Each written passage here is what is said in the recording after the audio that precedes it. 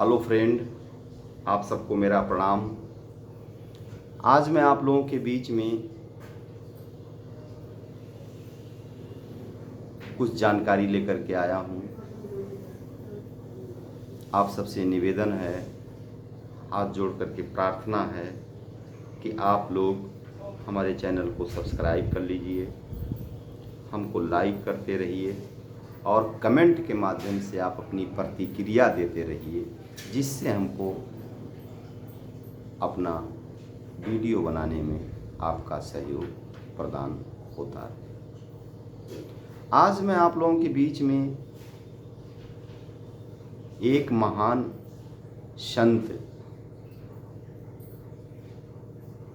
संत कबीरदास के विषय में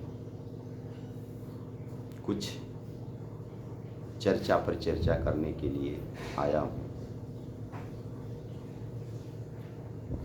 साथियों, जैसा कि आप लोग जानते हैं कि हमारा भारत देश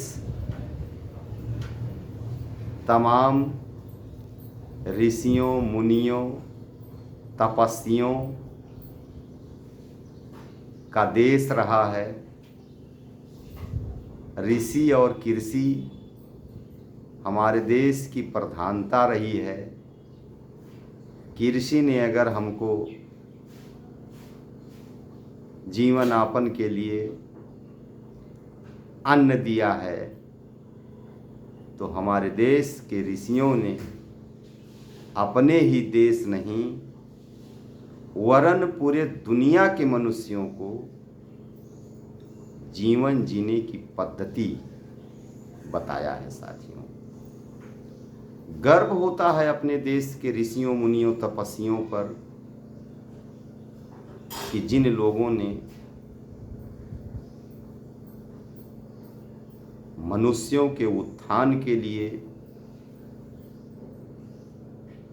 मनुष्यों के शांति के लिए, आपस में भेदभाव, छुआछूत, वैमनस्यता को त्यागने के लिए समय समय पर ऋषियों, महापुरुषों ने अपना आंदोलन हमारे देश में छेड़ा है। साथियों, और जितने भी ऋषि हमारे देश में हुए हैं, उन ऋषियों में, संतों में महान संत कबीरदास का नाम प्रमुखता से लिया जाता है। कबीरदास, जहाँ तक अब तक जो जानकारियां प्राप्त हुई हैं, उस हिसाब से कि जन्म हिंदू के घर में हुआ, लालन पालन मुस्लिम के घर में हुआ, तमाम ऐसी बातें उभर कर सामने आई हैं और यह बहुत बड़ा विषय है। लेकिन मैं आप लोगों को बताना चाहता हूँ कि जिस समय सदगुरु कबीर साहब का जन्म हुआ था, उस समय हमारे देश में छुआछूत, भेदभाव, आपसी वैमनस्यता, आपसी कटुता चरम सीमा पर थी।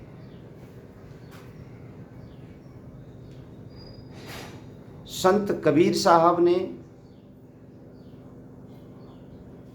अपने जीवन का पूरा समय देश की समृद्धि के लिए, देश की एकता के लिए, आपस में बैर, भेदभाव, छुआछूत को मिटाकर आपसी एकता बनाने के लिए, सामंजस्य स्थापित करने के लिए, समरसता बना करके देश को मजबूत करने के लिए आपका आंदोलन, सदगुरु कबीर साहब का आंदोलन पूरे जीवन चलता रहा। उन्होंने आडंबर, ढोंग, पाखंड, छुआछूत, जिससे मनुष्यों का कल्याण हो, कल्याण का मार्ग उन्होंने चुना और कल्याण का मार्ग चुन करके लोगों को उन्होंने अपना दिशा निर्देश देने का काम किया। यहाँ तक कि उनके अनुयायियों ने कबीर पंथ बनाया और कबीर पंथ बना करके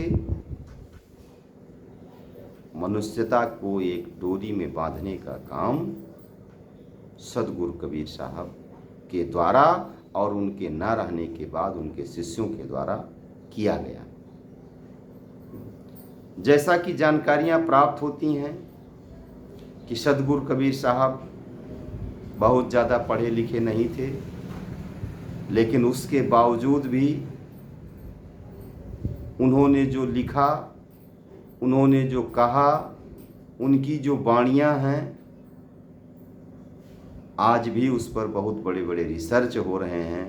बहुत बड़े बड़े प्रोफेसर, बहुत बड़े बड़े फेलोशिप, पीएचडी धारी उसी पर पीएचडी कर रहे हैं। धन्य है सदगुरु कबीर साहब। वो जो कहते थे, उस समय के उनके जो शिष्य लोग रहते थे उसको लिखते थे, और वही चीजें धीरे धीरे धीरे धीरे धीरे धीरे आज हम लोगों को मिल रही हैं।